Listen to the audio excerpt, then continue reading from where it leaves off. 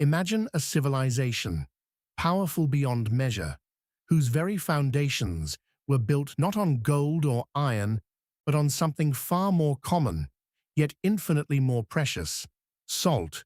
And not just any salt, but salt extracted by the unimaginable suffering of thousands. A vast empire, rich and influential, vanished almost entirely from our collective memory, its history meticulously erased. How could such a monumental civilization, fueled by an industry of salt and slavery, simply disappear? To unravel this profound historical enigma, we must journey back, not to the familiar cradles of civilization in Mesopotamia or the Mediterranean, but deep into the heart of ancient West Africa. Here, long before European colonialists carved up the continent, a succession of sophisticated empires rose and fell, their existence intertwined with one invaluable commodity: salt. Think of salt not just as a seasoning, but as the ancient world's refrigeration, its currency, its status symbol, and its critical lifeblood in societies without modern preservation techniques. In places like the Sahara, where food spoilage was a constant threat and the blistering heat depleted essential electrolytes, salt was literally worth its weight in gold, and in some markets it was even more valuable.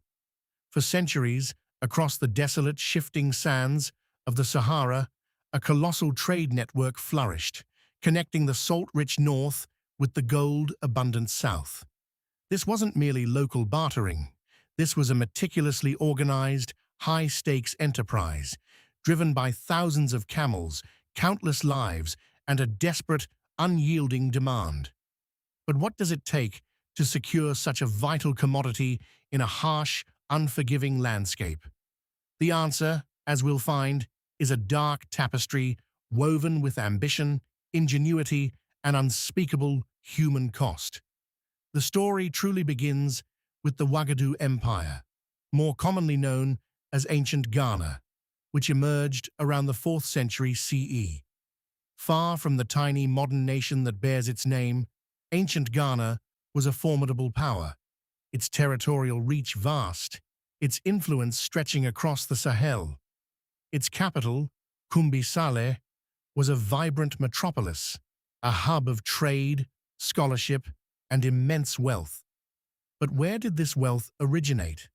While often associated with its abundant gold mines, Ghana's true strategic genius lay in its control of the salt trade routes, particularly those leading to the legendary salt pans of Taghaza and Taghaza in the northern Sahara. These were not just any salt mines, they were open-air quarries, vast shimmering expanses where salt was carved out in huge blocks, sometimes weighing hundreds of pounds. This was arduous, back-breaking work, made even more brutal by the extreme desert conditions. Who performed this labor? Predominantly, it was enslaved people, captives from conquered territories or purchased through trade, condemned to a life of ceaseless toil under the merciless sun, their bodies racked by dehydration and exhaustion, their freedom a distant dream. Ghana's power waxed and waned, but its control over these critical economic arteries solidified its position as a regional superpower. When Ghana eventually declined, partly due to internal strife and pressure from Almoravid invasions, its legacy was inherited by even greater empires, Mali and Songhai. The Malian Empire, reaching its zenith under figures like Mansa Musa, the wealthiest individual in history, expanded even further into the salt-producing regions. His legendary pilgrimage to Mecca in the 14th century, where he distributed so much gold that he devalued currencies across the Middle East, is often cited. Yet, behind this opulent display lay the stark reality of the salt trade, the continuous stream of wealth it generated, and the human engine that powered it. These empires were not just built on trade, they were built on a meticulously structured system of power, where control over resources, especially salt, and the labor force to extract it, translated directly into political dominance and cultural flourishing.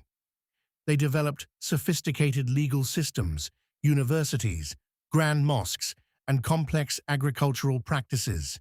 Yet, at their core, underpinning all this grandeur, was a relentless demand for salt and a deeply entrenched system of human bondage to meet that demand. This dichotomy of immense cultural achievement built upon profound human suffering is a central, haunting theme of this forgotten history. Now let's zoom in on the heart of this dark engine, the salt pans themselves.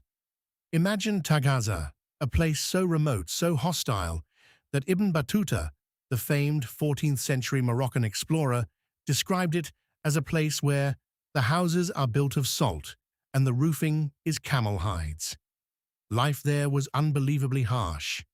The enslaved laborers, sometimes numbering in the thousands, toiled in temperatures that regularly soared past 120 degrees Fahrenheit. Their diet was meager, often just dates and camel's milk, their only water brought in over vast distances. The air was thick with salt dust, irritating lungs and skin, and their bodies were constantly at war with the elements. Carving out those massive salt blocks was not just physically demanding, it was hazardous. The salt formations could be unstable, collapsing without warning, burying workers alive. The sun beat down, relentlessly, causing heat stroke, blindness, and excruciating sunburns. Escape was virtually impossible in such a desolate landscape. The nearest water source or civilization was often hundreds of miles across an unforgiving desert. Overseeing this brutal operation were the indigenous Berber and Tuareg tribes, powerful desert nomads who controlled the trade routes and often the salt pans themselves, acting as intermediaries for the great empires to the south. Caravans, often comprising hundreds, sometimes thousands, of camels, would converge on these pans.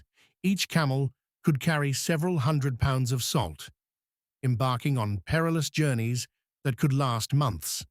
The path was fraught with danger, sandstorms that could bury an entire caravan, raids by rival tribes, and the ever-present threat of dehydration and starvation. The mortality rate for both animals and humans on these journeys was staggeringly high, yet the demand never waned. Salt flowed south to the empires of Ghana, Mali, and Songhai, where it was exchanged for gold, textiles, cola nuts, and other commodities. The very health and survival of millions depended on this trade, making the brutal conditions of its extraction an almost unspoken necessity, a dark secret buried beneath the glittering facade of prosperity. What's more, these weren't simple exchanges. The empires developed sophisticated trading ports along the Niger River, like Timbuktu and Djenné, where complex financial systems and legal frameworks governed commerce.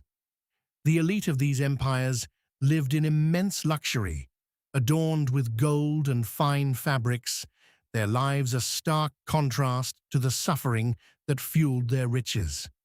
The moral implications of this vast, institutionalized system of slavery, often glossed over in historical accounts, are profound. It's a reminder that even the most seemingly advanced civilizations can harbor the darkest practices. The decline of these empires was not sudden, but a slow, agonizing process, exacerbated by a confluence of factors. Over-reliance on the trans-Saharan trade, which began to wane with the advent of transatlantic maritime routes, was a major blow. Internal power struggles and succession crises constantly plagued the ruling houses, weakening their grip. Exhaustion of some of the more accessible gold mines also contributed.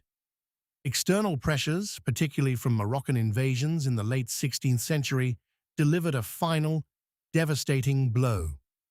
The Battle of Tondibi in 1591, where a technologically superior Moroccan army armed with firearms, decisively defeated the Songhai, marked the effective end of this era of great West African empires. But their physical collapse was only part of the story. The deliberate historical erasure, a consequence of colonial narratives that sought to diminish or outright deny the sophistication of pre-colonial African societies, further buried this incredible history. European powers, arriving with their own agendas, often replaced indigenous power structures with their own, rewriting history to serve their imperialistic aims. The existing slave trade across the Sahara, a deeply entrenched economic system, was then tragically co-opted and dramatically amplified by the burgeoning Atlantic slave trade, albeit transforming in its roots and destinations, leaving an enduring scar on the continent. So, to this day, the immense empires of Ghana, Mali, and Songhai, with their towering achievements and their dark, salt-fueled foundations of slavery, remain largely marginalized in global historical discourse. Their story is a powerful, if uncomfortable, reminder of how central, seemingly mundane, commodities can be to the rise and fall of civilizations, and how easily the suffering of the many can be forgotten for the prosperity of the few.